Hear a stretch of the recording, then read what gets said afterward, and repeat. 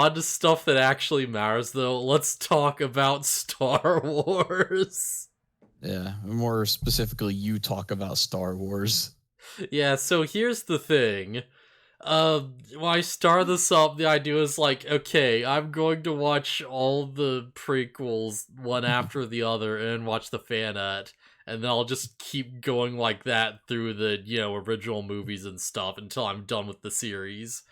And that started out really good, and then, like, this week I tried to get the fan edit downloaded, and it was just a nightmare that just refused to work, and it took forever. It Mhm. eventually did work, but by the time it did, we were, like, past the day I'd normally talk about it. So, screw it, the fan edit is just kind of better, and they made changes. Let's just talk about episode 2. Okay. I'll probably talk about the fan next time or whatever. Just it depends. I don't know. I'll figure something out.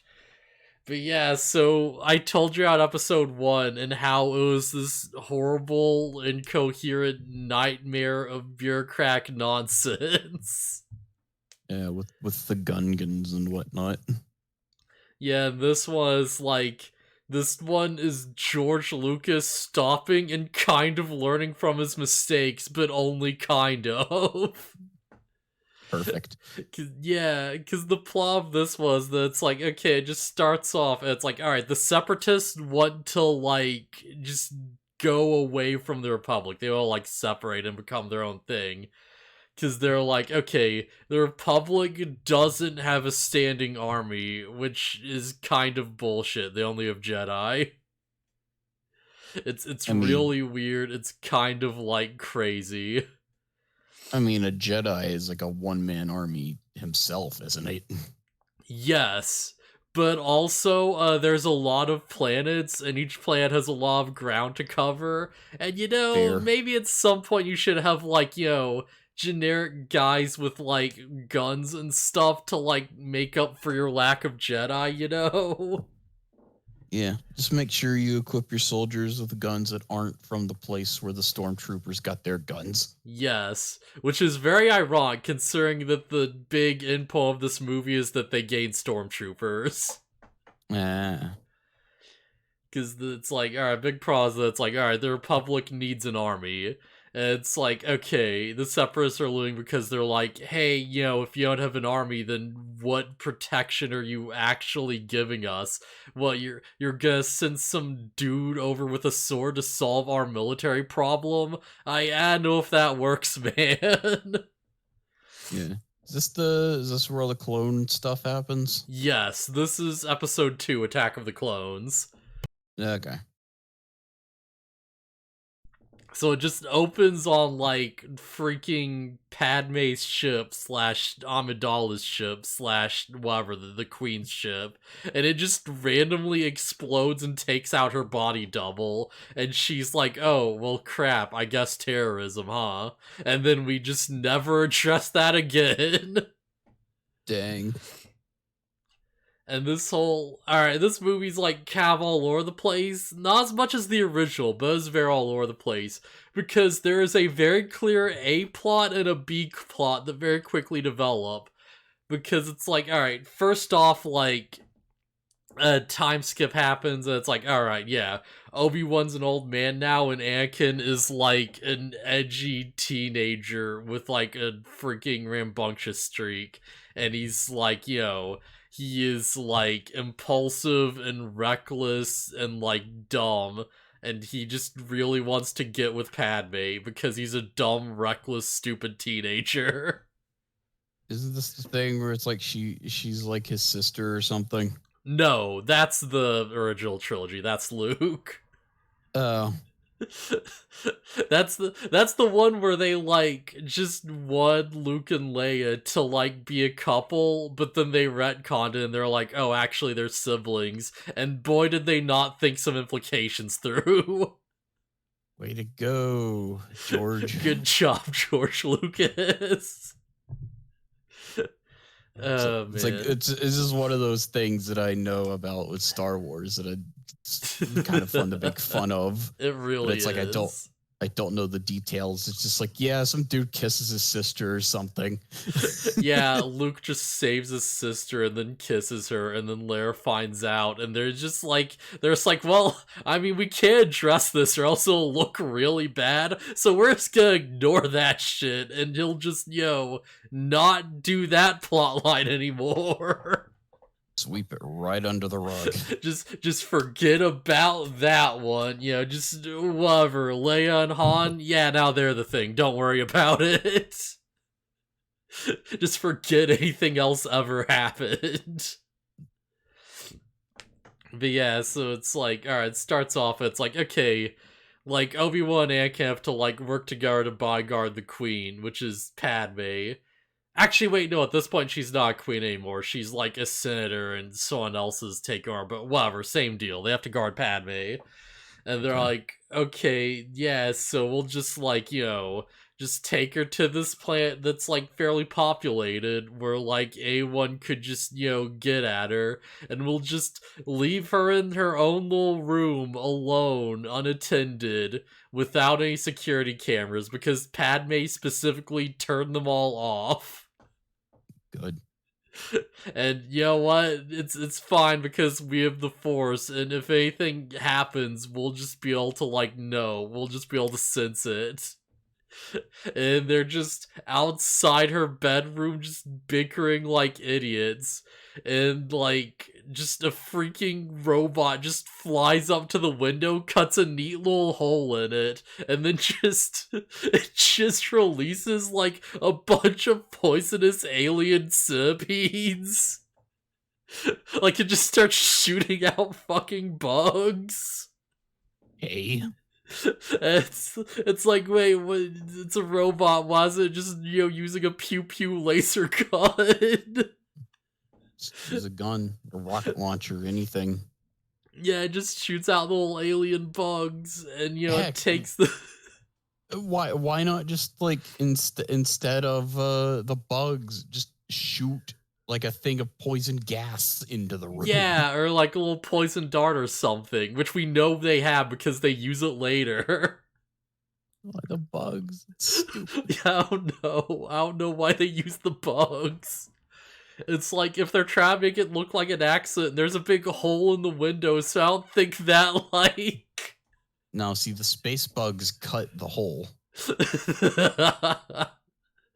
They just cut a perfectly circular hole with their space bug mouths. Yeah. Listen, there's no proof the hole is connected to the space bugs, I guess. You can't prove that in court. Shut up. Yeah, they take way the fuck too long to sense the bugs, but they eventually do get them, and they're like, okay, yeah, and just jump into the room, just cut the bugs up, and they're like, oh, look, there's a freaking robot that released space bugs, let's just get them. And for reasons I do not understand, even though they're trying to do this whole plot where Anakin's really reckless and impulsive, like, Obi-Wan, the older, wiser one, immediately just jumps out the fucking window after the space robot. Just, like, on, like, the 50th floor of this, like, just alien super apartment. And he's just, like, hanging on to and going for this big, dumb, crazy ride with it. Just like an idiot, as this robot's trying to, like, fly away, and he, like, nearly dies multiple times. I do not understand why it wasn't Anakin that jumped at it. It's so weird. Yeah, I don't know, shoot it with lightning. I know that's like a Sith thing, but I don't understand why it's just a Sith thing. Sorry, why what? The lightning? Yeah. Yeah, just shoot lightning at it. Like, just snipe it with a lightning bolt. No, that's the evil alignment powers. You see, your good alignment gives you the healing powers, and the evil alignment gives you more DPS. That's stupid. There's only one place you can get force immune assassin centipedes. Coruscant Cart's crazy creatures. Yeah. Come on down to Coruscant, Carl. I've got all the craziest courage you'll ever see. Alien bugs, we got 'em. Alien tiger things, we got 'em. Alien rhinos, sure, if you didn't take care of it, we got 'em. Sold by that gross bug thing that ran the pod races or whatever. Just freaking Watto. Yeah. Oh, man. This is a weird-ass movie. Yeah, go on a big chase sequence to, like, find the assassin, and they, like, track them down and stuff. They take, they track them down to, like, a seedy alien strip club, which isn't nearly as exciting as you'd expect it to be, considering what it is. Hold on, I just kind of had a thought. It's like, back to the lightning thing. I can't get over it. It's like, okay, so Jedi are okay with carrying around a sword that'll vaporize a guy if you hit them with it, right? Yes. But they won't shoot lightning bolts. I think it's less that they can't and more that it's less that they won't and more that they can't, I should say. Yeah. It's less that they won't and more that they can't do it, because it's like, oh, that's your evil side power. You have that through the dark side. What does lightning have to do with evil? Lightning is a natural element. It should be, but no, it's destructive. It's evil because it hurts people. Yeah, you know what else is destructive? It hurts people. A gun. Freaking lightsaber. Oh man, yeah. I think it might be like, maybe it's like a nobility thing of like, oh, the lightning is like, it's cowardly because you're like, you're not even like fighting them yourself. You're just using evil space magic. It's a robot. Oh man. No, as to why they can't do it, why it's not on their like spell list. I bet they could do it. They just refuse to. Yeah, maybe. We do see in this movie, like, there's a point where someone shoots force lightning at Yoda, and he does probably, like, the coolest thing everyone's done with this crap, which is he, like, just stops it with his hand, and it forms into a little, like, ball in his hand, and he, like, throws it back at them. So they refuse to generate it, but they have no issues with throwing it around back at people. Yeah, like, it just sort of, like, knocks off his feet and stuff. It's not, like, destructive, but it's cool that he does it. Palpatine tempts Anakin to the dark side of the promise of healing power. So the alignment-based power thing is bullcrap. It really is. Because apparently the Sith can heal. Well, I had to make a quick correction, because it's technically not healing exactly. The phrasing is like, oh, you can stop people from dying, and it's implied it might be like more necromancy or something. Okay. Like it's, was the spell, like spare the dying or something? It's more like that, I assume. The bullcrap. It really is. Jedi Force powers are nonsense. George Lucas had a vision for a world where there are clear good and evil powers, and the good one did good things, and the evil one did the bad things.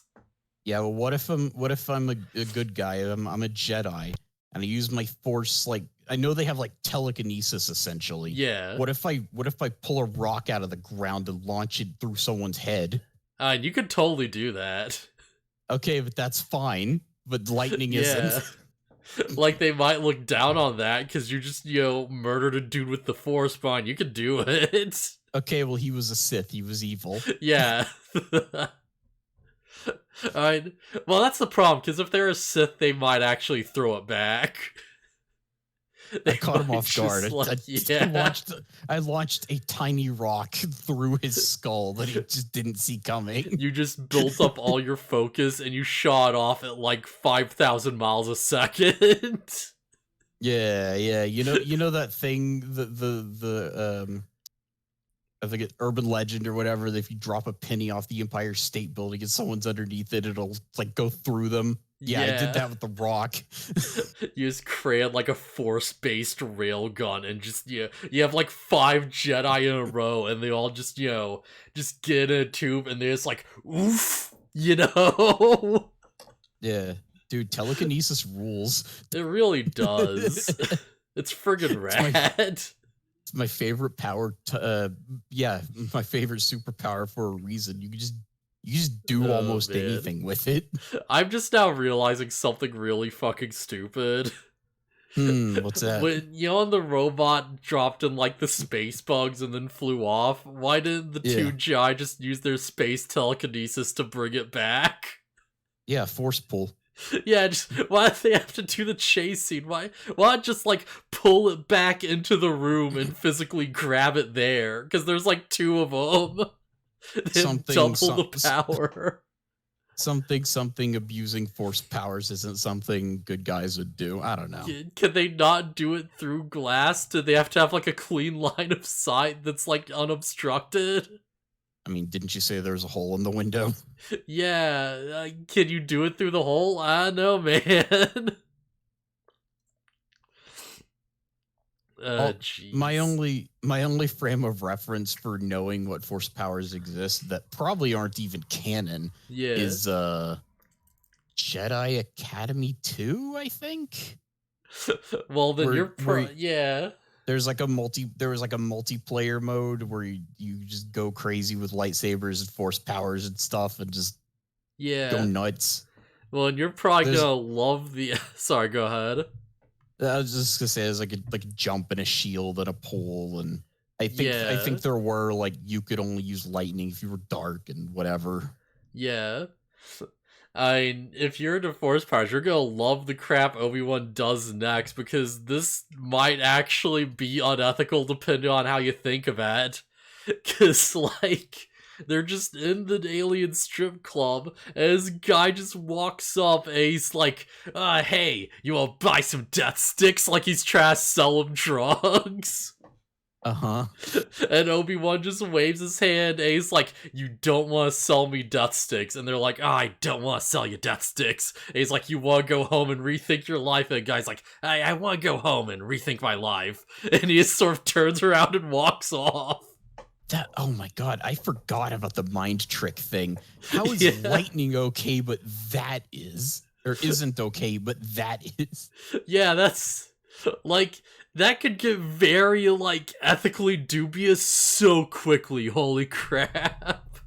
It's kind of the weird thing freaking Naruto with the genjutsu that forces you to rethink your ways or it won't let you go. The Izanagi, I think. Yeah, whatever it is it's total bullcrap. You get stuck in the illusion world, and it's like, just keep repeating the same, like, fight scene forever until you just, like, give up and become a good guy. It makes you sincerely believe it. Yeah, assuming you have to truly mean it or it won't let you go. So it forces you to change your ways. It's like, and the guy changed the bad guy to the good guy side. That's like, that's good. But the manner in which it was done is like, that's so messed up. Yeah, it's like that guy goes from being like one of the main antagonists of a freaking World War arc to like running an orphanage. Yeah. And it's like, yeah, okay, maybe it's a good thing that he put a drug dealer off of like what he was doing. And it's like, and like there's the time where it's like, these aren't the droids you're looking for, and it's like that's all he does. That's okay. I think that's okay. It's like I don't know this guy's story. Maybe he needs to sell death sticks. Maybe times are hard, you know. Yeah, maybe. Yeah, he has a family to support. Listen, he needs to pay for his wife's cancer treatment, and the only way to pay for that is through death sticks. He is the Walter White of aliens. What now, Obi-Wan? Yeah.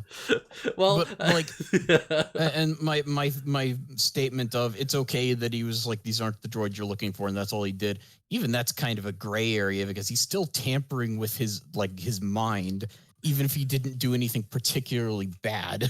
Oh man.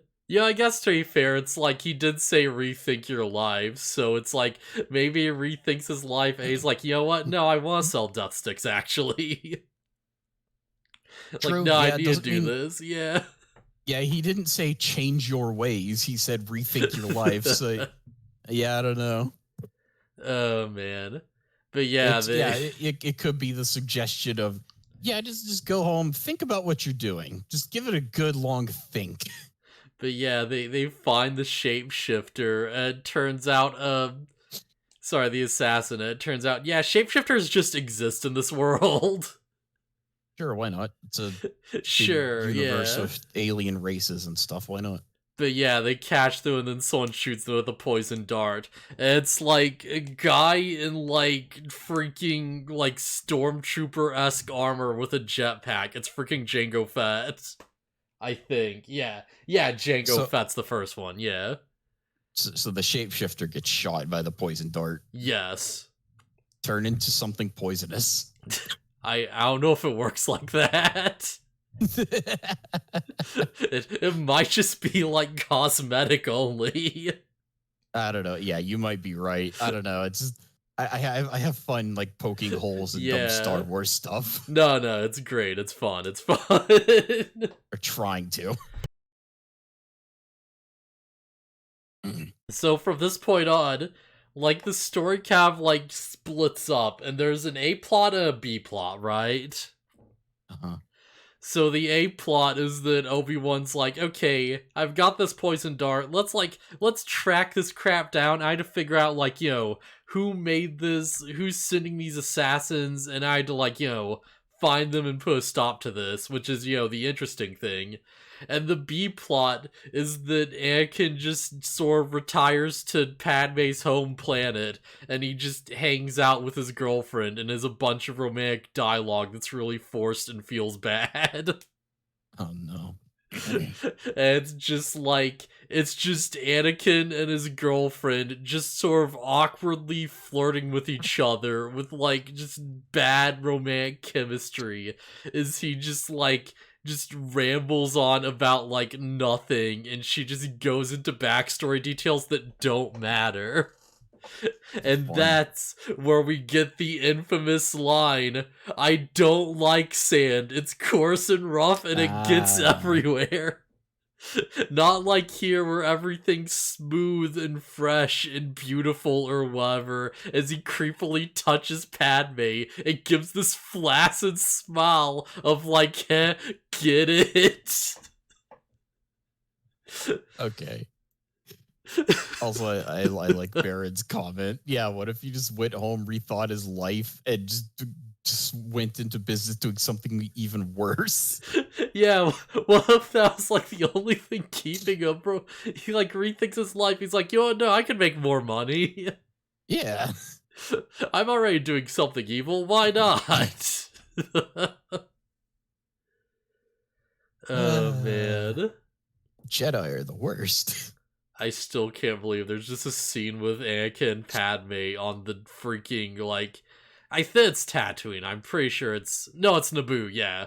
Yeah, there's on Naboo in this grassy field, and there's just this dumb shot where, like, Anakin's just riding this horrible alien, like, cow creature that's shaped like a big, crazy tick. And it's like he just falls off and you see it just jump on top of him, and there's a cut as like Padme looks horrified, and it's like, oh god, he's dead. And it's like, oh, don't worry, he's fine because Jedi, don't worry about it. Use force powers on it or something.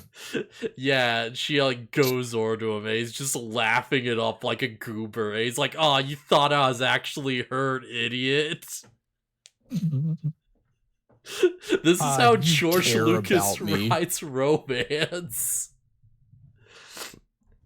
It's like everything has to be like this weird idyllic, like, oh, they're so worried and in love, and look at them picking at grass in a field in their space outfits. I can't not think of that scene from Sonic 06 with Sonic and Elise in like the big field. Alright, I need to ask you something, okay? Because this came up during like the movie Nas, we were watching through the fan edit.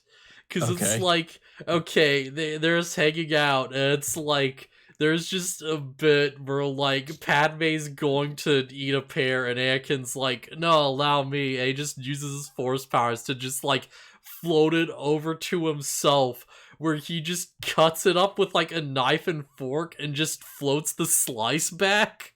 And I feel like most of us in that call were just sitting there like, wait, what? Why would you cut a like pear with a metal knife and fork? What's wrong with you?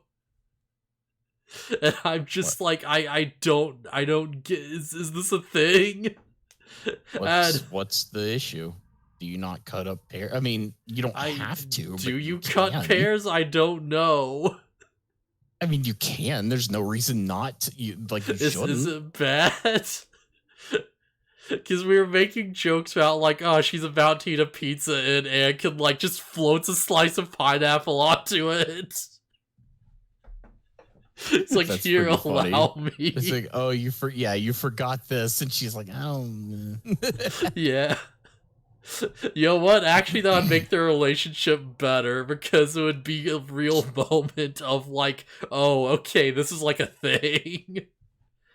My question is, why did he bother with the knife and fork? Why didn't he just, like, I don't know, use his force powers to pull it apart or something? Actually, that'd be really effing cool.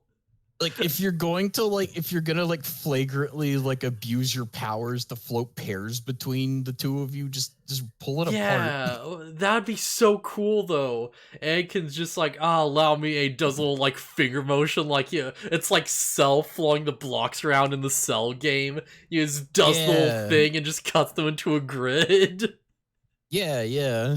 Oh, that'd be so sick though. That'd be such a cool little, like, yeah. No, see, force fruit cut is an evil force power. Yeah, you have to save down for Palpatine on his pleasure cruiser, which is canon to the EU. Sick. Jeez.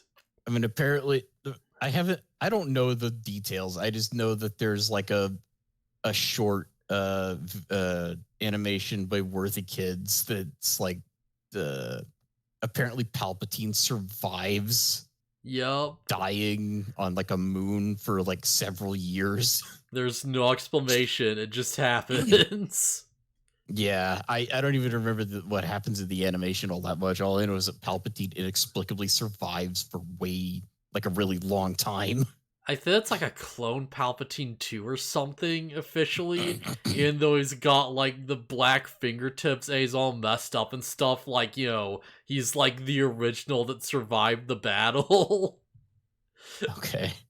Like, it's implied his fingers are, like, burned black from shooting Force Lightning, and apparently that's not even canon. It's not even the same one.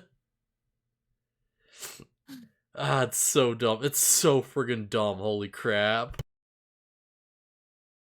Surely is that why the Jedi don't use the lightnings, because it make their fingers look creepy? Maybe. I don't know. There's a scene where Palpatine uses Force Lightning, and afterwards he just looks like a monster, and he's just all old and horrible looking. So maybe it actually is as simple as it just makes you look evil. Surely you could build something to like channel the lightning so it doesn't screw you up. Maybe. I don't know, man. It's just evil. It's just evil powers. Like, wear metal gauntlets and then channel the lightning into the gauntlets and fire it from there. God, there actually was like an expanded universe story, and this is gonna be the dumbest aside, because there's just a random story where it's just, there is like a random dude with 3 eyes who is like, oh yeah, I am the son of Palpatine and the true heir to the throne, and I'll rule the Sith because I have Darth Vader's helmet, look how official I am, and he like shoots Force Lightning and the entire crowd's like, oh, that's the Palpatine thing, oh my god. How do we know about this? He did that on like a space station out in the middle of nowhere. Yeah, it turns out like it wasn't even real Force Lightning. He has built like some device to fake it, and he's not even Palpatine's real son. He's just some dude. Shocker. Literally, but tish. Man, that's a weird. That story ends up being a whole thing about like saving the whales and environmentalism. It's kind of insane. Okay. Jeez. But yeah, back to the A plot. So Obi-Wan's like, okay, I've got this dart. I had to figure out who would know about this. Logically, the person who would know is this random alien who runs a science fiction 50s style diner Okay. with like a robot waitress.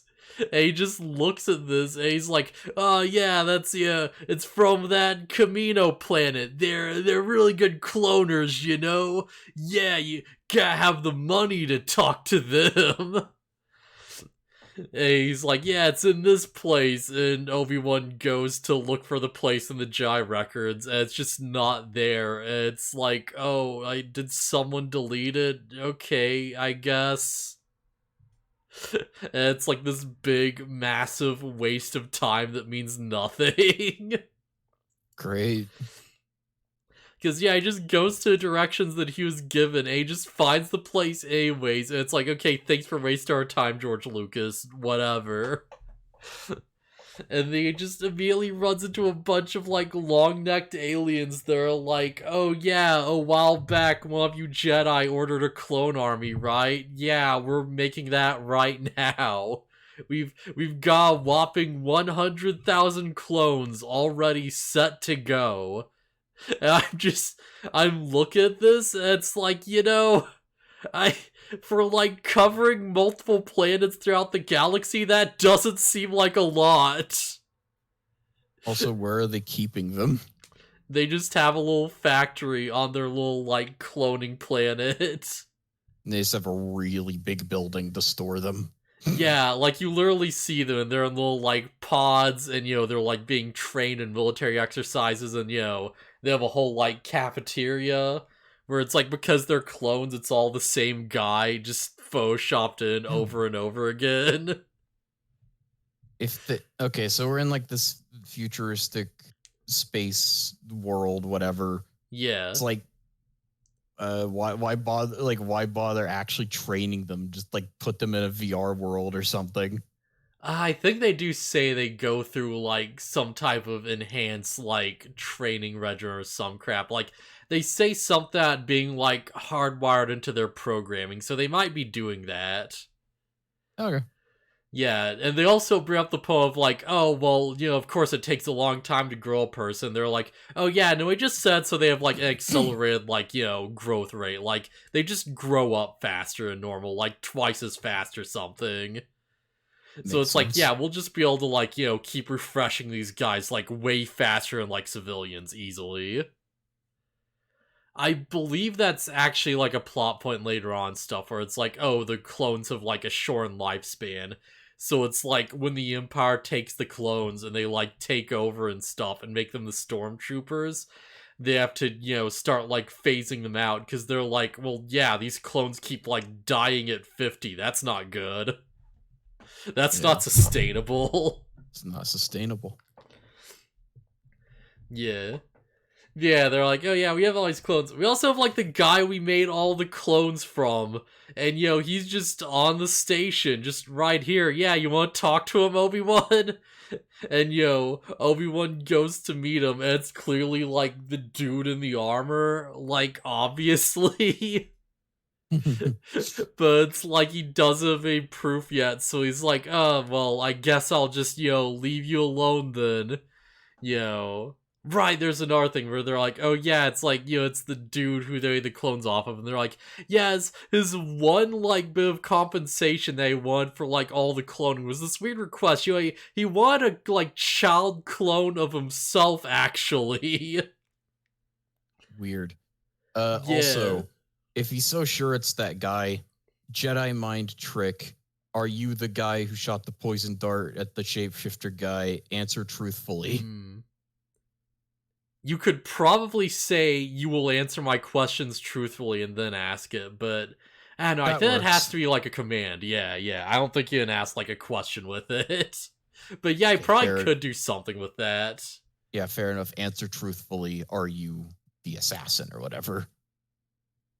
Yeah, could you wave your hand and be like, tell me if you're the man who was behind the attack, and, he'll probably look at you blank face and be like, I will tell you if I was the man behind the attack. And he's like, are you the man behind the attack? And then he'd have to do it, I guess.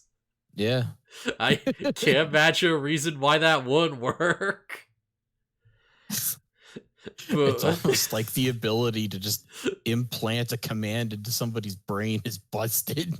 Yeah, I'm kind of surprised they didn't do that, actually, because that would have actually been good sub and payoff. Instead, what happens is Obi-Wan just starts to leave, and then the guy just randomly gets his armor on and just starts shooting at him, and they just have a fight on, like, the landing pad. Okay, that's stupid. Because it's like, okay, well, I don't have anything on you, and like I'm a good law-abiding like hero type character, so I'm not gonna do anything. And then he attacks him, and it's like, well, I have to defend myself. We'll investigate this lair with the council. Yeah, because not only does he like defend himself, but it's like afterwards, Jango Fett starts leaving, and Obi-Wan gets a tracker on his ship, and they leads him straight to the Separatist base. So it's like extra dumb, because he leads them right to their headquarters, where they're having their like evil meeting about their evil plans to overthrow the Republic. It's like, oh, okay, I guess these are just the guys then, huh? Is there ever an instance of the Jedi mind trick working on multiple people at once? I don't believe so. Okay, but there are people who resist it. Okay, because I was gonna say, could you just jump into the evil plan and just like, you are all good now? Yeah, there's a bit where he like tries to do the mind trick on Watto, and he's like, you will sell me these parts at a discounted rate, and Watto's like, no, I don't do that. And he's like, oh, what? All right. So is it like certain aliens are or something? Yeah, like maybe if you have enough willpower, you can just like overcome it, Maybe it only works on like people who are like weak-minded or whatever. I think that's an explanation. I think that's like what it is. Okay, so like if it's like a greedy like merchant or whatever, and you're trying to get them to sell their stuff for cheap, they're like, no, I don't think I will. I don't think I will. I screw off, actually.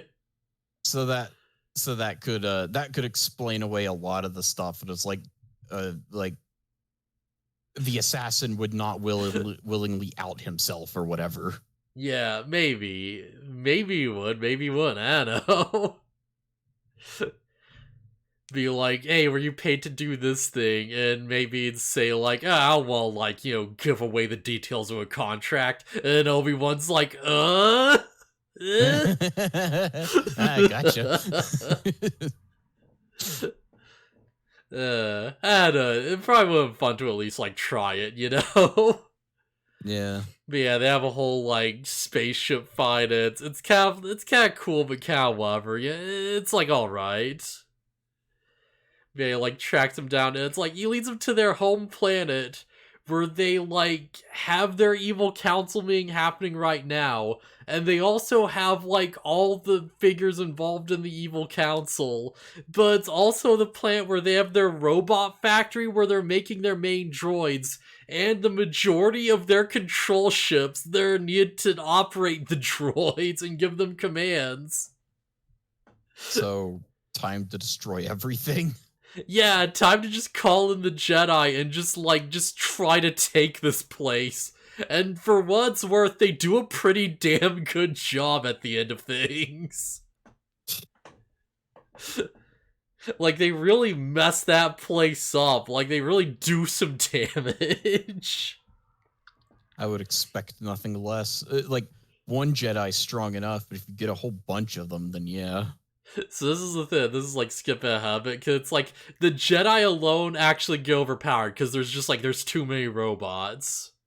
They get like surrounded. But then they bring like the clone troopers like at the last minute, and suddenly they have like a fighting chance and they start winning. Because it's like, oh, you just have like an actual army of like thousands of dudes with guns now. Okay, 'cause usually when I've seen Yeah. Jedi fighting like an army of robots, they seem to usually do fine. Yeah, they're like really strong. I've actually been watching the like Clone Wars cartoon just for this. So I Yeah, can know maybe. the full lore. And there's literally an episode where like a guy's trying to decide whether he wants to side with the Republic or like the Sith. And the bad guys are like, oh, but our droids outnumber the Jedi 1,000 to 1. And he's like, yeah, but I've heard that like one Jedi's as strong as like 1,000 droids. And like they have a whole thing where like, oh, Yoda has to like fight off droids to like save him or whatever, and has to like prove himself. And he's like, oh yeah, seeing what Yoda did, I'm starting to think that like maybe I was underestimating them. Maybe like one Jai's worth like 100,000 droids or more. Yeah, anybody who's on the fence of which side to join, if you see Yoda flipping around, deflecting lasers and just wrecking an army, it's like, okay, that guy's awesome.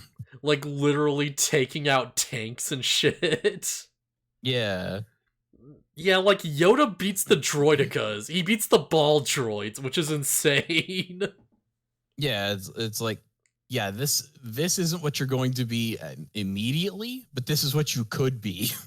Yeah. This is what you're like signing up for. These are the guys who are gonna be like backing you, Yeah, this is peak Jedi right here. Yeah. Oh man, Yoda and his little group of effing clone troopers, they all have the same face. And Yoda's like, hey everyone, take off your helmets, I'll get a look at you, and they're all the same guy, and they're like, okay, yeah, but what's the point? Yoda's just like, that's weird. Weird, that is. Okay. Helmets put back on. Freaked out, I feel by this.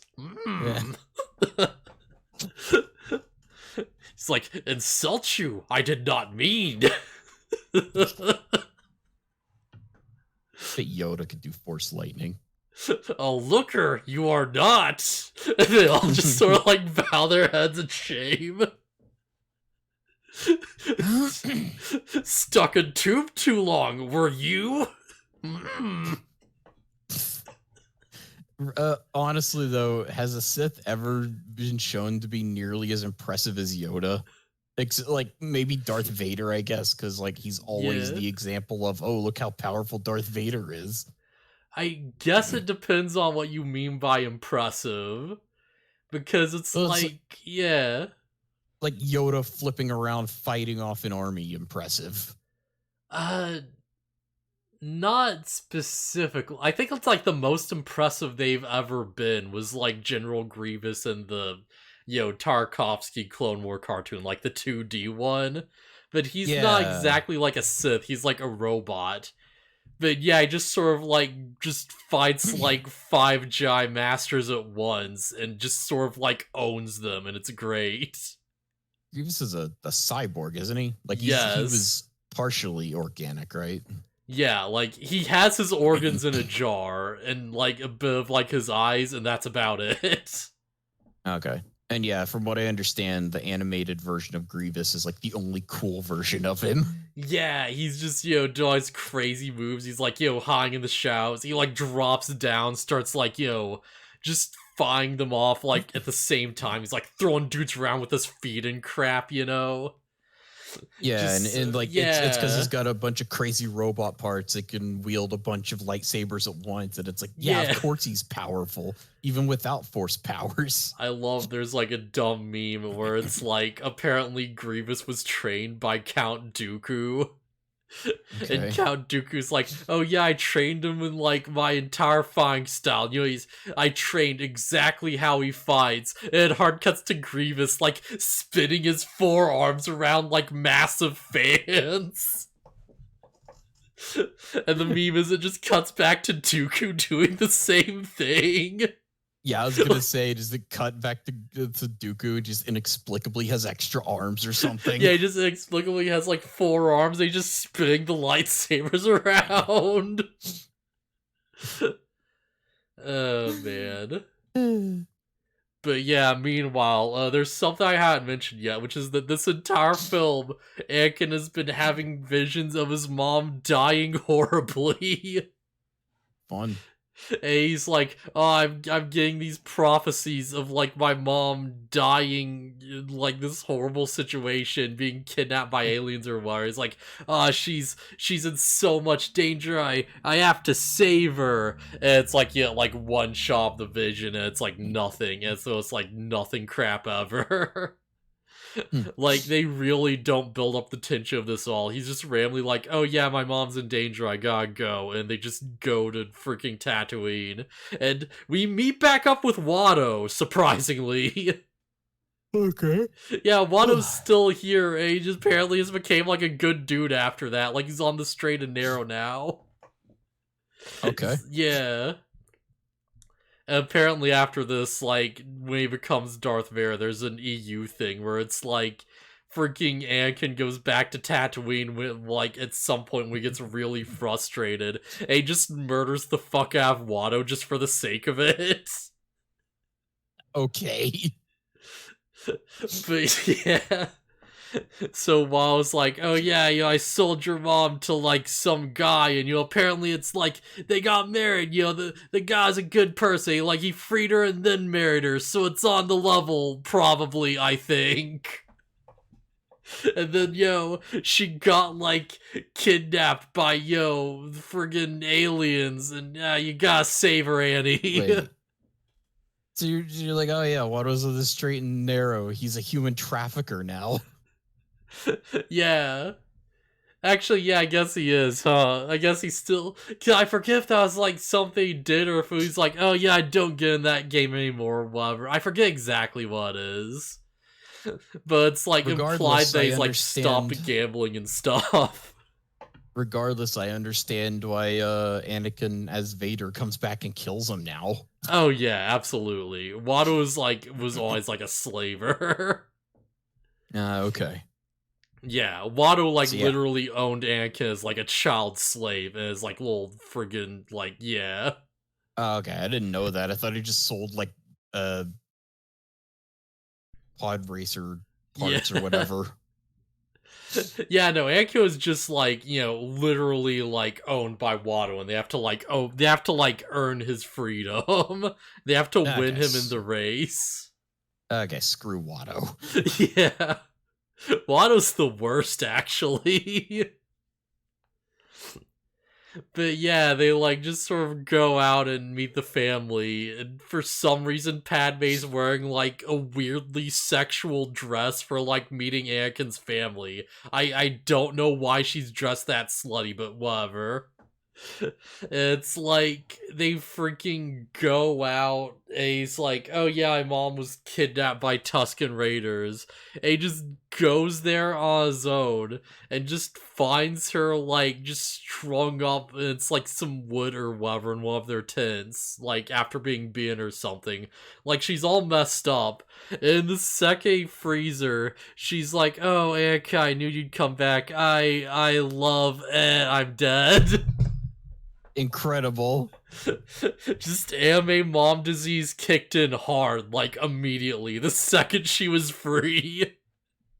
So wait, hold on. Anakin's still a good guy at this point, right? Yes, and then he murders a bunch of Tusken Raiders, and he murders the aliens, and he kills the women and the children. Okay, but before that, he's still a good guy. He should did he ever get taught how to do like the healing thing? No, that's the plot of the third movie, is that Palpatine's like, oh yeah, join me and I'll teach you how to do the thing where you keep people from dying. And Anakin's like, you know what, that sounds useful, yeah. Okay, never mind. Yeah, you mentioned that earlier. Okay, yeah. Yeah. I mean, yeah, screw the guys who killed his mom. Maybe don't kill the women and children, though. It's kind of messed up. I think it's like goofy that it's literally the Tusken Raiders. So it's like these guys are like, they're the dudes wearing like full like just head wraps and the goggles and the weird crazy teeth and horns and stuff. That like all they do is they just run up and just scream like a freaking madman and shake their rifles, and they just start like attacking dudes for no reason.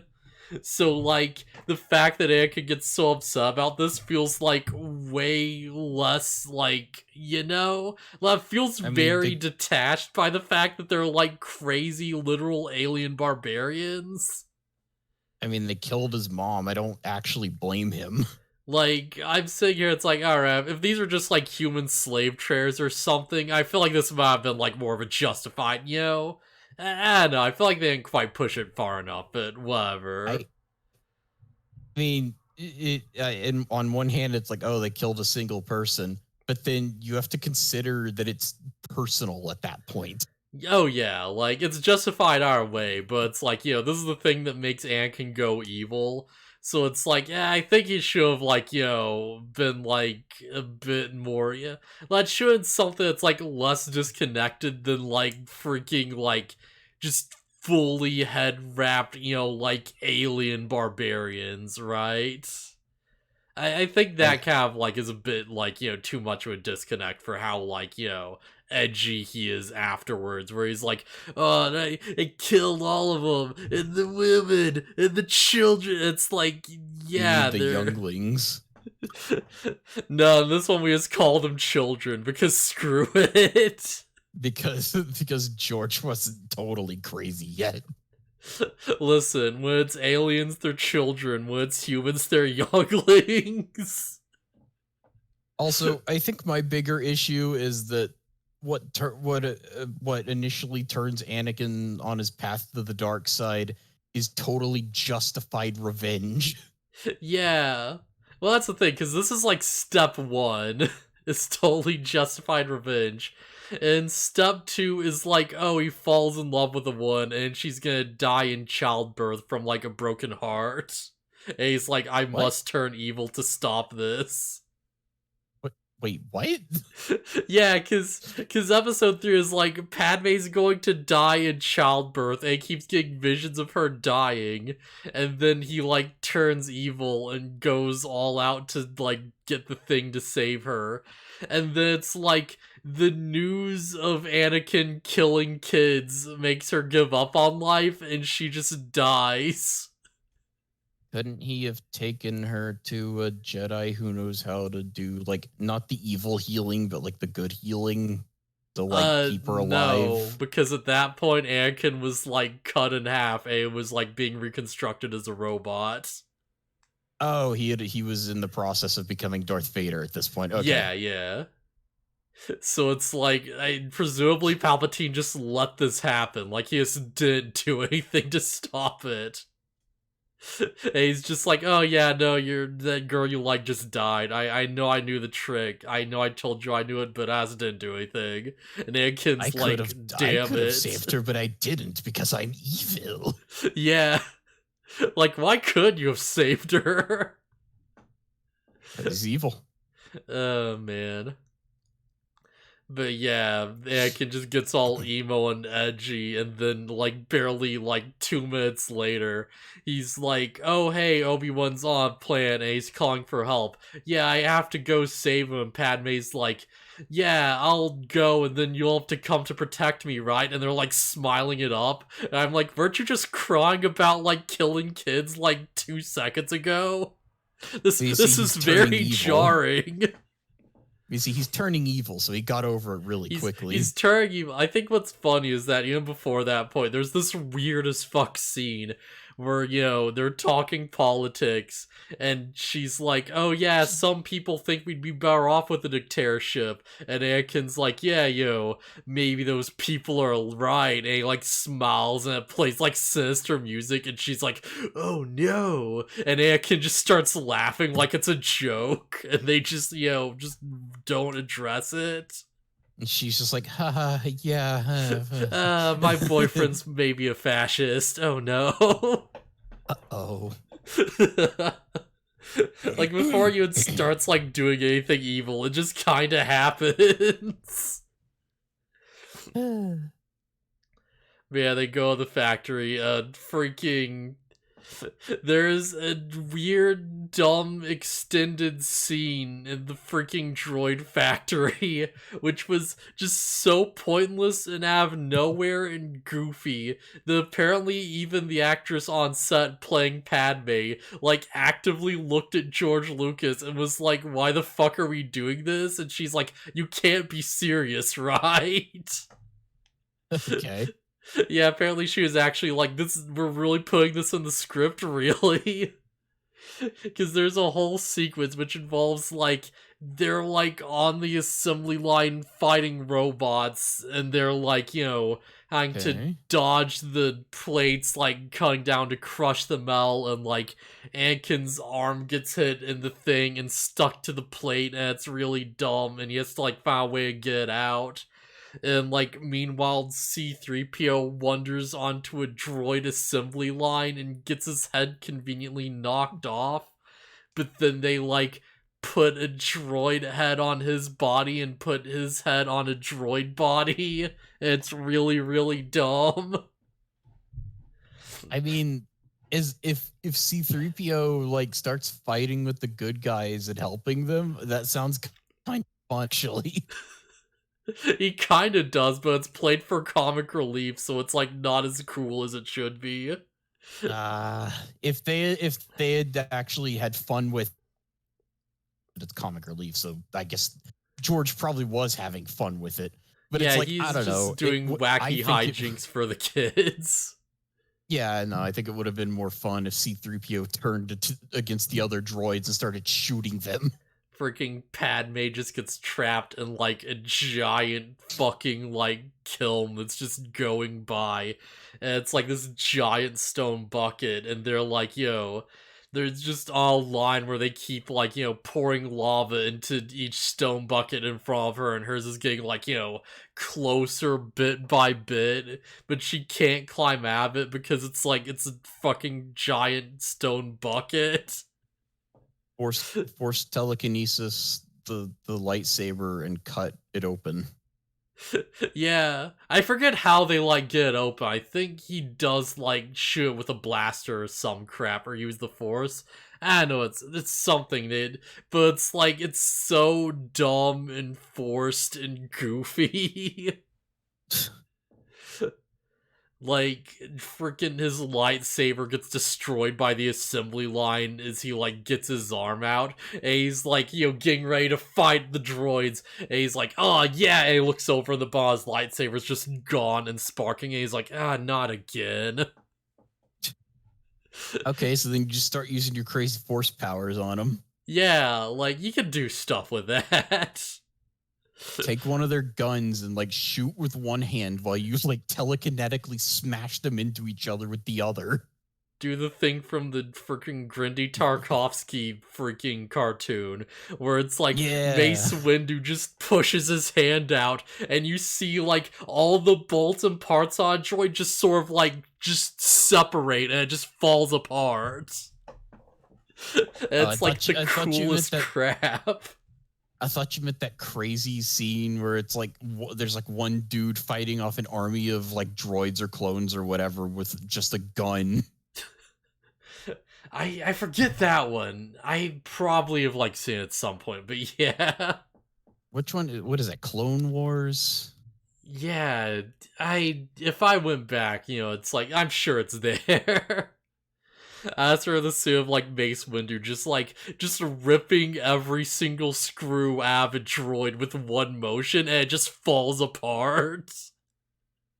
And it's like, oh, you could just, like, rip them apart in one go. That's cool. He's, like, crushing them, just sort of, like, shooting them around, Crap, actually, you know what they could have done? Because there's been, like, the Clone Wars, CG cartoon, where it's like Yoda's fighting the army of droids, and he just picks up a freaking super battle droid with the Force and just, like, uses him as cover while forcing him to just keep firing at everything in sight. And he turns him into, like, a turret. Okay, Here it is. You like just mute it in the background and watch it or something. Yeah. I'll post it in the Discord. Oh, hey, it's Captain Fordo. Oh, yeah. Yeah, I'm just gonna like skip through this a little. It's like after Yoda rides off or whatever. Yeah, it's like 30 seconds. Yeah, he just got the friggin' yeah. He just goes nuts and just starts gunning down all the droids. Oh, he's so cool though. Yo. Oh man. Jeez, that one like just 2D freaking Clone Wars show was like the freaking coolest. Like that's just the best. Holy crap, it's so good. I feel like everything that's not like main series Star Wars is cooler than Star Wars. It really is, except for when it's not. But for the most part, it really is.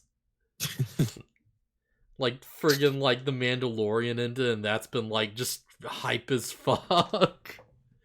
That's the thing. It's like, yeah, apparently freaking like Jango Fett is wearing Mandalorian armor, and it's like he's the first real reference to the freaking Mandalorians in the series. And he's not even a Mandalorian, he's just some dude. Because he like takes off his helmet. Armor. Yeah. That's just the link to the video I posted in Discord. I'm just putting it in the chat for VOD purposes, I guess. Except for when it's not, but it really is. Describes this franchise perfectly. Yeah, it really does, huh? But yeah, they like get to the whole like thing. They go to the arena. It's like, okay, you know, they freaking Anakin and Obi-Wan just get caught and they get like tied up in a freaking gladiatorial coliseum to be executed by like alien monsters. And it's like, okay, this is like, I'm giving this movie a lot of shit. This is like the most fun thing in the film. Because it's like, alright, this is just like a good, like, classic sci-fi, like, cheesy setup, right? This is the first bit that actually feels like Star Wars. Mm-hmm. Cause it's like, alright, you know, everyone's like chained to the posts, and it's like, yo, alright, you don't have your lightsabers, you have anything to fight back with, you're just chained to this, like, stone pillar, and you have to fight through these crazy alien, like, super creatures. And who's tied to them? Anakin, Obi-Wan, and Padme. Okay, break the chains with your force powers, first of all. Well, instead of doing that, they get the aliens to do it for them, which is kind of cooler. Okay, that works.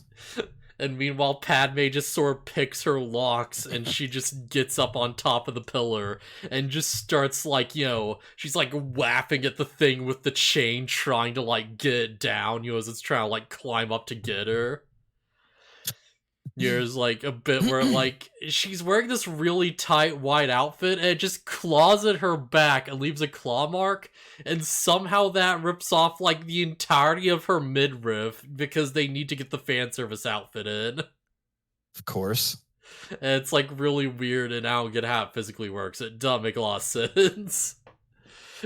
But yeah, they have a whole thing with that, and, you know, it's like, the aliens to break the chains, and they're like, yo, kind of like fighting them, like Obi-Wan takes out a dude who has a spear, and he's like, you know, stabbing at this giant bug creature with the spear, trying to like, you know, like just like hurt it and do some damage, you know, and it can like wraps a chain around this friggin' rhino alien, and he's like, you know, he's like just riding it around like a horse and like, you know, smash it into pillars and do all kinds of bullcrap with it. Like, he takes out the friggin' tiger one that's like a weird porcupine thing. You know, like, it's a fun sequence with not a lot of music for most of it for some reason, but it is pretty good. But it's like, this sounds like a scene.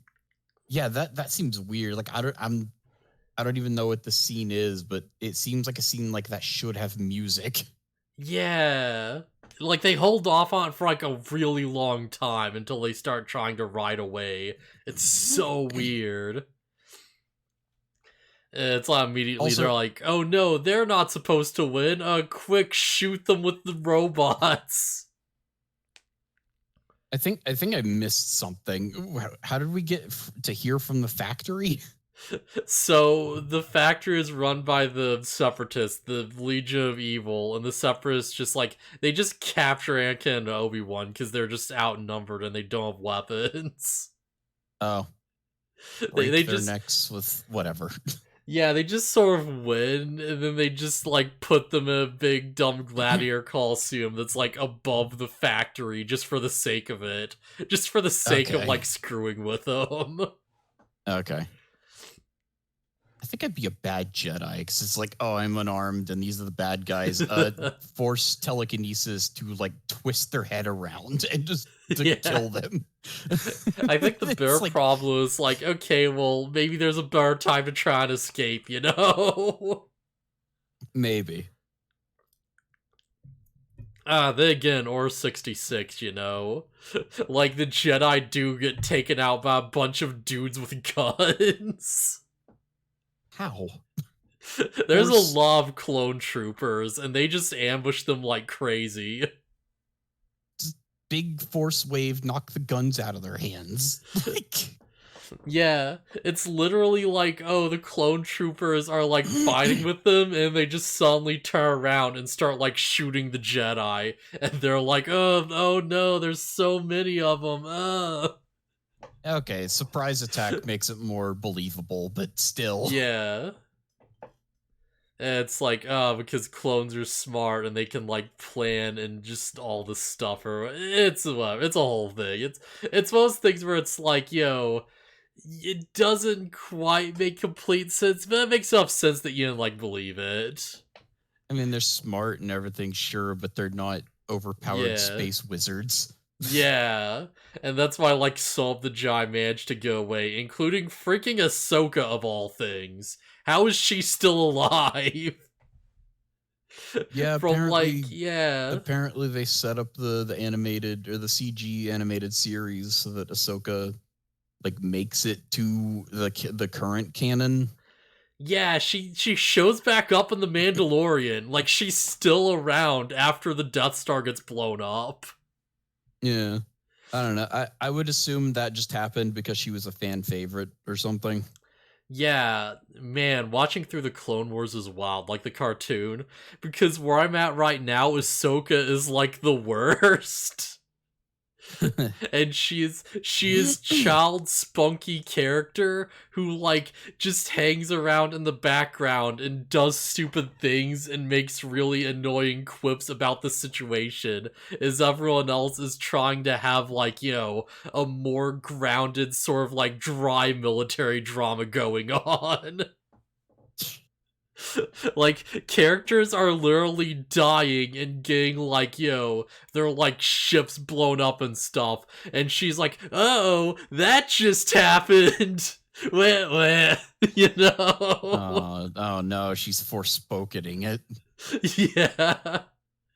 Although this Oh, would we have come gotta before get here or we'll Forspoken. become lunch. Oh, no.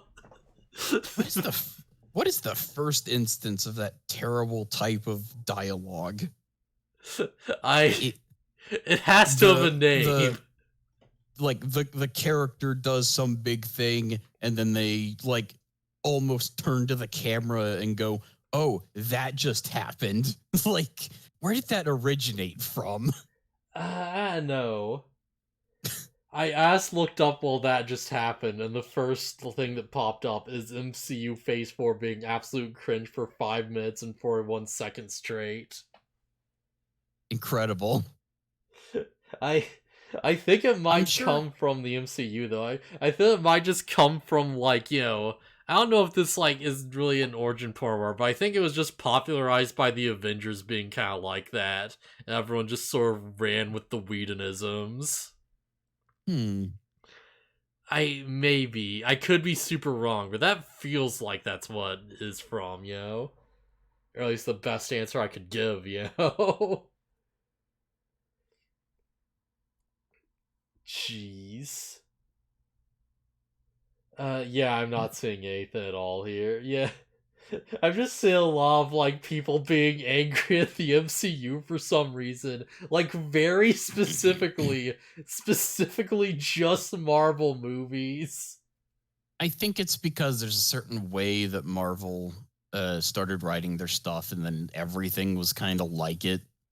I guess Yeah. I guess I should point out when was the first example of it being bad? Because like certain media has certainly like turned to the camera and like winked at the camera when something silly happens or whatever. It's like it can be endearing or fun, but when did it? It would have had to happen like mid early 2000s or whatever, like when I it took on like that weird sarcastic tone, I guess. I want to say Age of Ultron, but I can't think of any specifics. But that I feel like feels right. I don't know. I don't even just specifically mean like Marvel, just in general.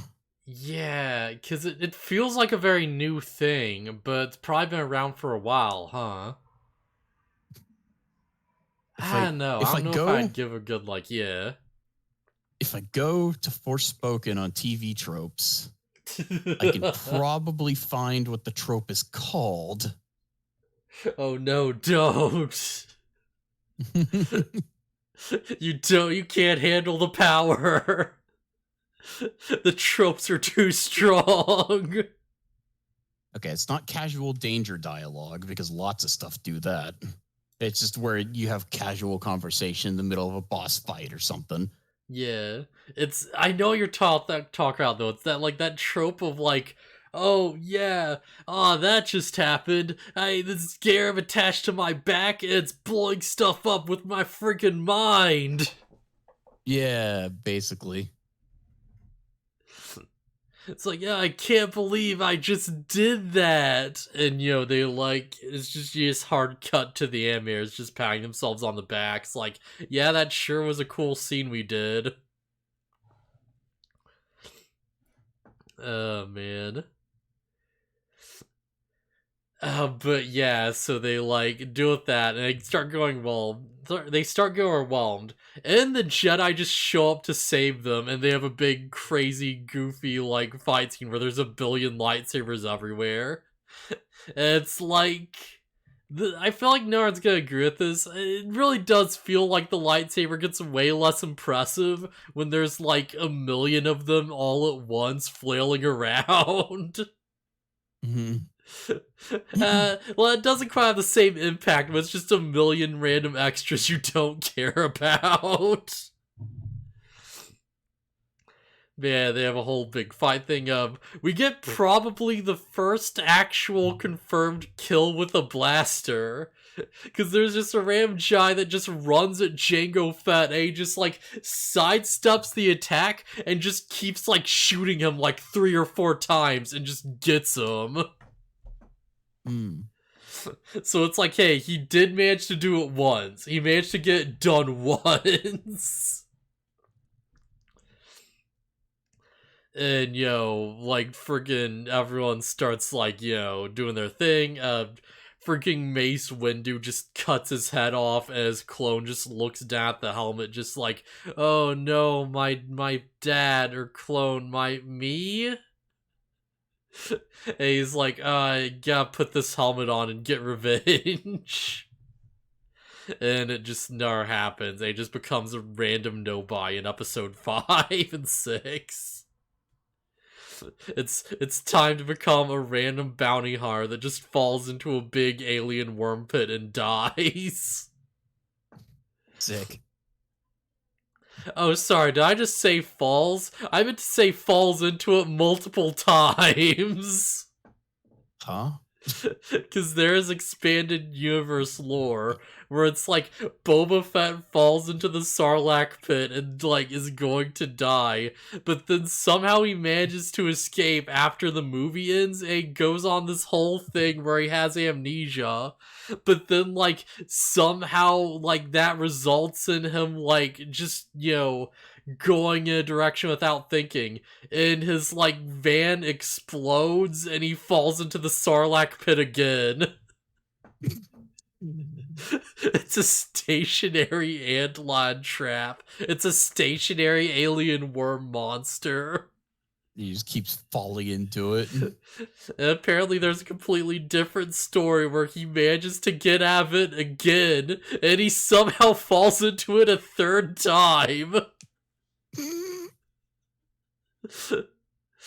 And like in the new Disney Plus series, he gets out of it again and then goes on more adventures. And I'm going to lose it if he falls into that fucking pit again. How do you keep falling for it can't move. Just go to a different planet. Yeah, just go somewhere else. Oh man, but yeah, so it's like, yeah, Jag overwhelmed, and the stormtroopers show up on the clone troopers. And they're like, oh yeah, don't worry, we're here to help, blah blah blah, and they like just start firing off the droids, and we get like the clone troopers show up, and I say they start winning, and part of that is because they just arrive with like freaking like just aircrafts and like tanks and shit, like they're properly armed and prepared for this. Like, they give the Jedi a literal airlift out of there, and as they're flying off, they start, like, blowing up factories and ships and stuff. And they're just doing it.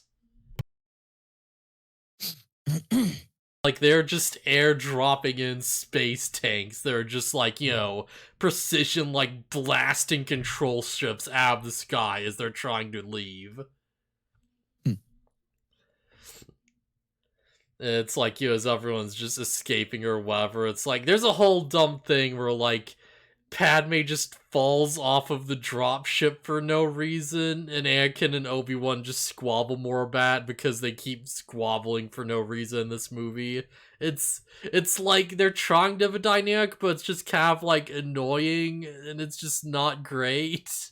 But at least they kind of have something going, actually having a personality is a massive improvement over episode 1. It's something. It sounds more interesting than everything that happened in that one. Yeah. Even if a lot of it's stupid. But yeah, they go like also, yeah. Oh, sorry, it's not directly related to this, but you would think that as much as people hate that trope of like, well, that just happened or whatever, you would think it would be easier to find. Like what it's called. Yeah, you would think so. Yeah, maybe I just Google it. I tried.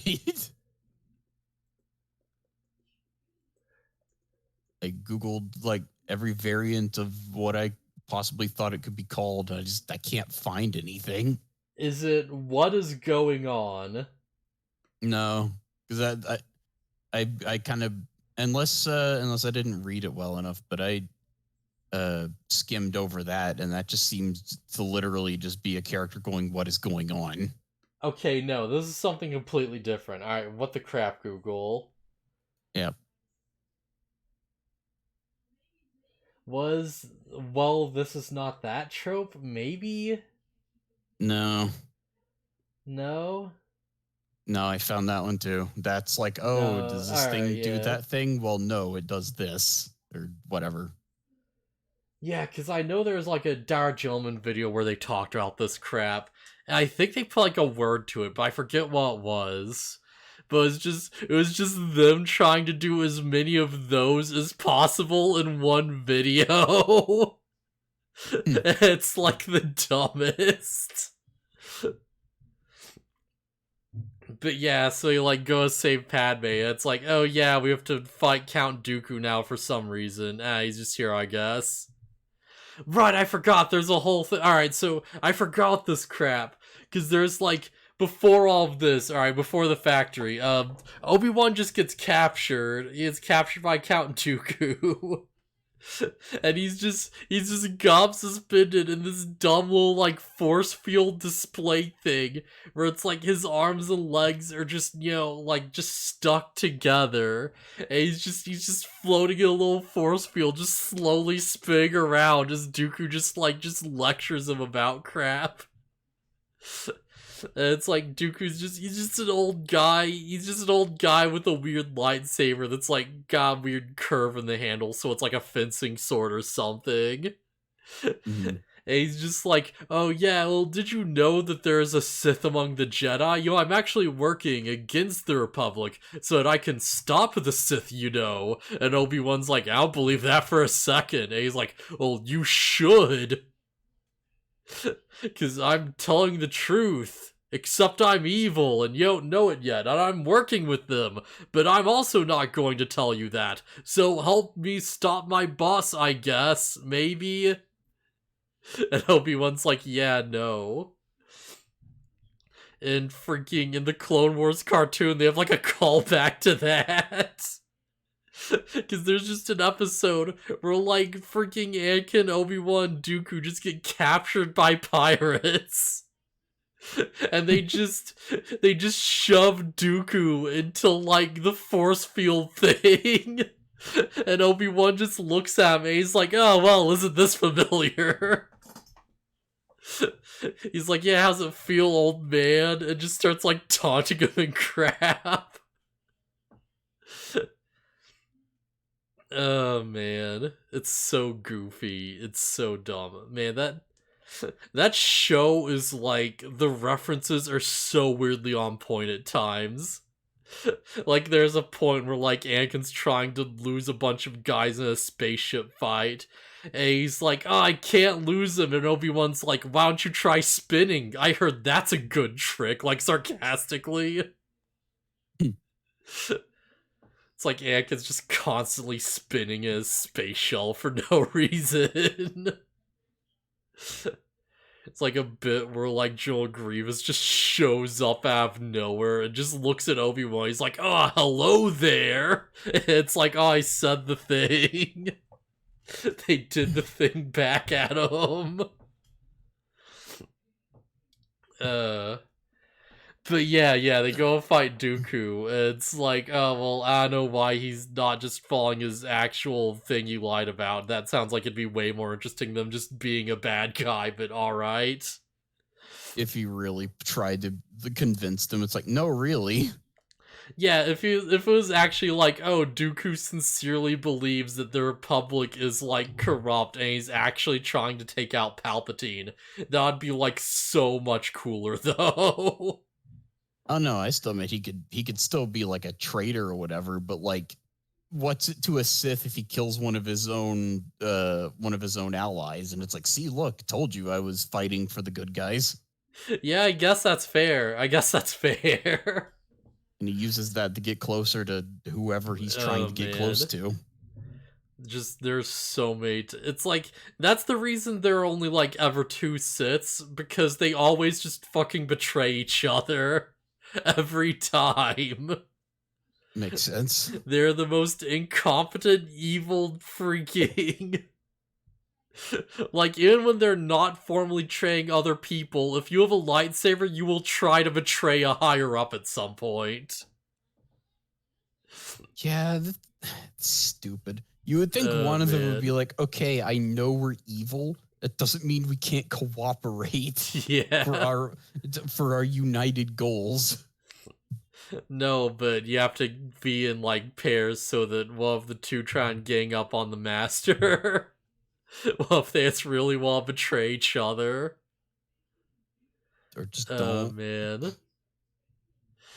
But yeah, so they, like, do the whole thing, and it's like, alright, yeah, we have a big fight scene where, like, Count Dooku just sort of owns Obi-Wan and Anakin, just like, no big deal. He just wrecks him, just sort of cuts off Anakin's hand, like, immediately.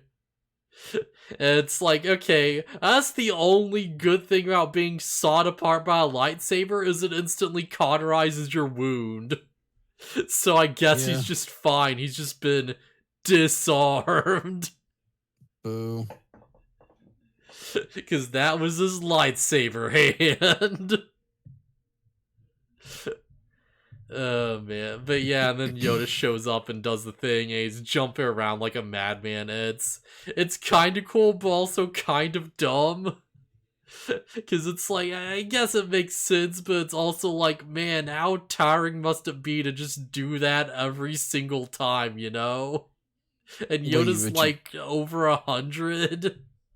what you don't see is that he's using his mastery of the Force to jump around. He's not After, using his own yeah. physical. He's not using his own physical body to do it. I He's have like to, launching himself around with telekinesis. I have to imagine that'd wear you out too, right? Maybe, but the It's, implication is yeah. that Yoda is like super stupid, crazy good at Force powers, right? Yeah. It's one of those things where it's like it doesn't not make sense, and I feel like people have kind of grown to accept it. But before this point, like everyone, this idea of Yoda of like, oh, he's just like he's the wise mentor. He's like literally like full space wizard. Like his thing is like force abilities and just like meditation and like mentoring people and stuff. Like, he's not really a fighter. He's like, the magic one. And he just busts out a laser sword and starts like doing big flips around and stuff. I mean, he's a Jedi Master. What kind of Jedi Master wouldn't be good at that stuff? And I'd assume one that's like old as dirt, honestly. Also, like it's like it's like a Dragon Ball Z thing. There's a thing where it's like, why isn't Goku been using the Kaioken to fight Frieza? And then somebody points out he's been using it in short bursts to survive Frieza's hits. It's like, yeah, Yoda used the Force powers in like small bursts to give him like bits of strength when he needs it. I thought you were gonna go a different direction, be like, oh yeah, it's like how Master Roshi's an old man, but he's still really strong and he does all the crazy martial arts stuff. I mean, that's just because Roshi's good at what he does. Like, he is a martial arts master. Like, the old man, like, the old man still being able to fight because he's a literal master of his craft is still a cool trope, and I like to see it. I guess there's just no such thing as, like, an all-force, like, just magic-specific Jedi that focus on the spiritualism and stuff. They're just all space knights. It's all, they're good at fighting. Just all of them. Well, I just figured that just comes with the territory of like being a master is you're good at all aspects of it. Anna, maybe. Like, yeah, it's kind of assume that it's like, Anna, it would make sense to me if like they're a Jedi who just weren't like fighters because they're a whole like religious spiritual thing. But whatever. It doesn't not make sense, like I said. Yeah. Yeah, so there's this thing that sort of they beat Dooku, but they don't kill him. He just sort of gets away. It's like, okay, whatever. I guess Dooku and Yoda are on like roughly the same level ish because he didn't kill him. Dooku survived. That has nothing to do with Dooku's power. It's just because he was played by Christopher Lee, and Christopher Lee rules. Yeah, and I'd believe that. Sorry, yeah. Sir Christopher Lee. The dude was knighted. Jeez, amazing. He is the closest thing to a real knight in this entire series. Maybe the Jedi are corrupt. Maybe the way of the Sith is the true way. Because they have the actual knight on their side. But yeah, they all just sort of leave it. It's like, alright, yeah, the freaking clone army. No, because of space politics, we gotta do Clone War now. And it's like, right, also Jar Jar gives Senator Palpatine emergency powers, and that's important because he becomes bad guy and is just the freaking emperor of everything. Wait, what? Yeah, Palpatine's the emperor. No, what? You said something about Jar Jar? Yeah, Jar Jar Binks becomes a senator. Who? Why? Who let this happen? Because, like, Jar Jar Binks negotiated the peace between like, the Gungans and, like, the Naboo people. So he went into politics, man. Jar Jar Binks is a politician now. But Jar Jar's own people hate him. I guess he redeemed himself. I guess that treaty really worked out. I guess this is where like the Sith Lord Jar Jar thing comes from. Yeah. Like because he gave Palpatine the power he needed or whatever. Yeah, because it's like, alright. First off, Jar Jar's eyes are like Sith yellow and they look creepy as fuck when you look at them. Uh-huh. But also, it's like, okay, you like constantly see Jar Jar bumbling around as a comedic relief character, and he's like doing weird things where it's like he's tripping over dudes accidentally, like, like knocking over other dudes and like, causing these chain reactions, and like he accidentally takes out a tank and stuff. And the logic goes like, okay, these cannot be coincidences. Jar Jar Binks must be force sensitive, and he must actually be, like, skilled. He just wants you to look like he's an idiot, He just wants you to think he's an idiot. Jar Jar is the master of clown style. Yeah, he is. Specifically, I read the whole throughout this, and it's like, specifically, they're like, oh yeah, it's kind of like Drunken Fist, isn't it? Where, you want them to think you're, like, a drunken buffoon, and you're, like, kind of, like, disguising your actual moves within, like, clowning around in these weird motions. Like, you're, like, swaying and stuff, so it makes you unpredictable. Which, yeah, okay, that's kind of, like, legit. It's weird that he does that, point to the theory. And it's like, and also, once Jar Jar gets political power, he puts, like, Palpatine in charge by proposing to give him emergency powers. And that gives Palpatine the authority to do whatever the crap he wants until the war is over. And then he just never lets those powers go. And he just stays the Emperor. If he's evil already, why does he have to... Is he just not strong enough to take the stuff by force? Yeah, presumably not. Because it's like, by doing it through a whole legal, like, bureaucratic process, he is now, like, the rightful ruler of the Republic or whatever. And he just sort of, like, sense. Yeah. You just run it through corrupt government power. Yeah, exactly. You use your dark side powers to cloud everything so no one can sense your true motives, which is still the dumbest, like... Because there's just a random line where Yoda's like, future is hard to read, it is. The dark side clouds everything it does. And it's like, okay, know but then doesn't he know he's on the dark side? I guess they can't tell who's doing it. They're just like, oh yeah, I know some dark side bullcrap's going on. I don't know, man. Also, freaking, like, I know don't judge a book by its cover, but like Palpatine's the most evil looking dude ever. Oh yeah, and he only gets more evil looking after this point. It's like the Kingdom Hearts problem where Xehanort is hanging around with the dude who's teaching the Keyblade wielders to like use light powers. And then in walks the most evil looking dude to ever exist. And he's like, this is my friend who will be helping me. This is my friend who specializes in the power of darkness. Don't worry, he's a trustworthy fellow. Yeah, he specializes in the power of darkness, the thing that you are never to use ever, or you are evil and I will kill you. Oh man, I do want to point out something because I watched it with the Clone Wars cartoon. Apparently, Jar Jar actually is a good leader. Bullcrap.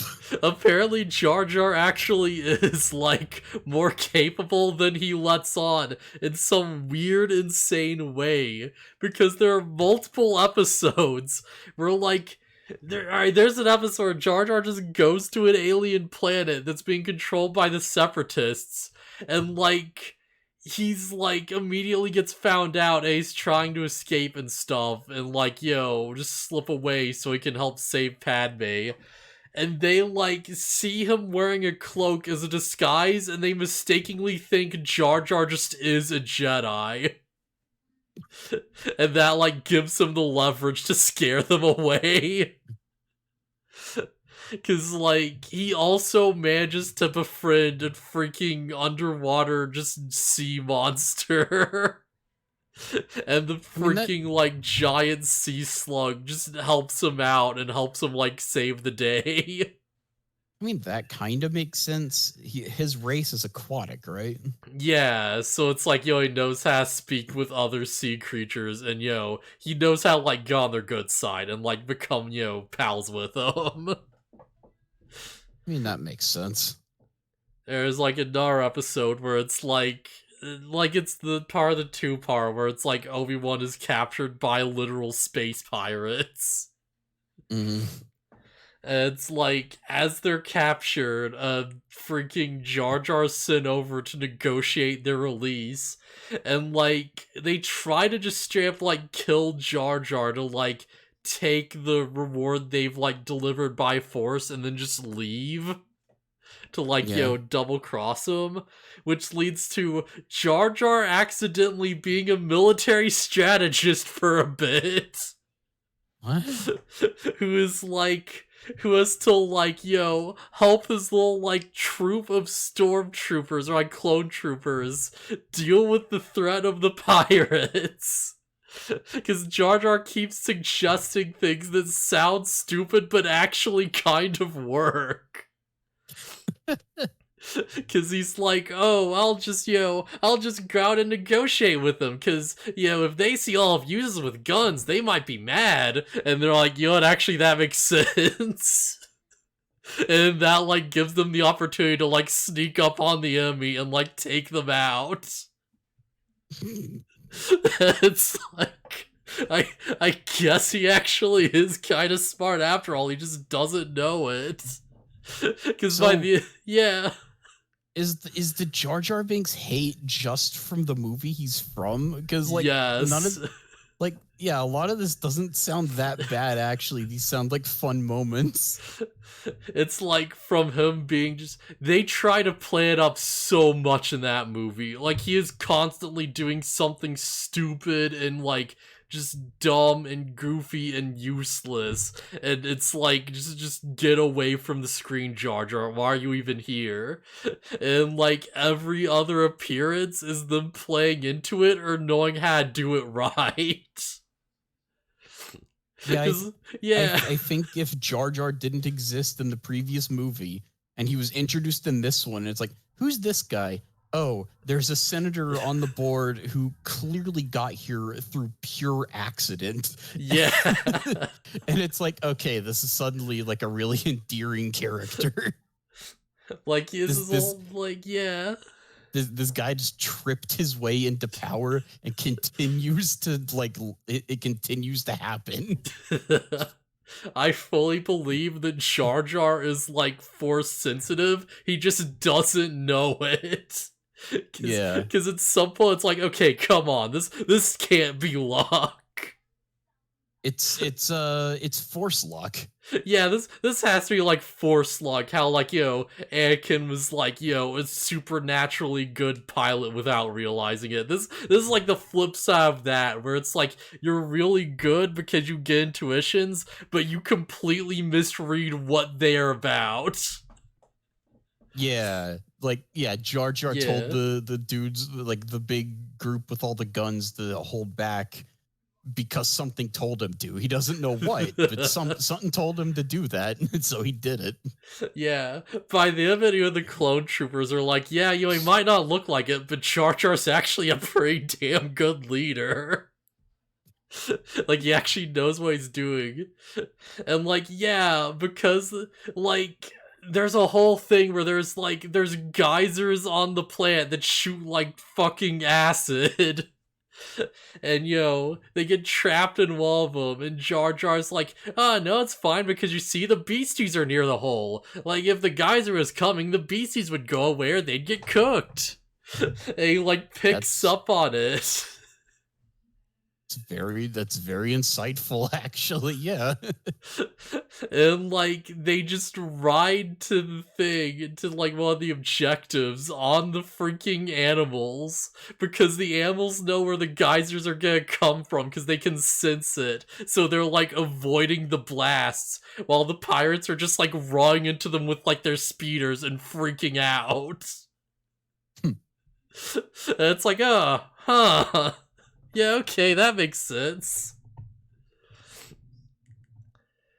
They have a whole thing where, like, they take out the freaking space pirate group that's sent to go after them, and then they, like, steal their tanks and crap, and because they have their vehicles, they just show up and no one suspects anything, and they get to surprise attack the base.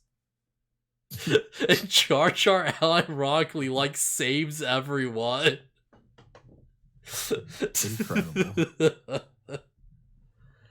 Is there anything else we really want to talk about with this?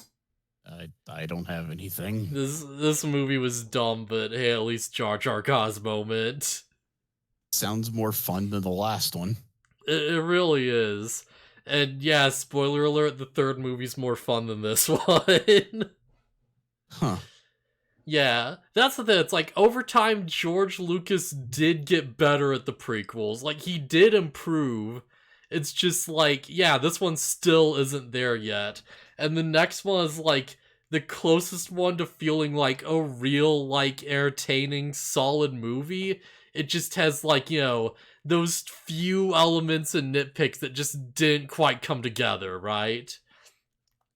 You know, it's like, oh yeah, this is like, it's kind of doing it, it's almost there, but then you have stuff like, you know, Darth Vader's, like, infamous no screen, or the stuff with Padme, or, you know, killing the younglings or whatever, and it's like, they don't quite, you know, they're not really, like, yeah, it's not quite clicking, but it's, like, almost there.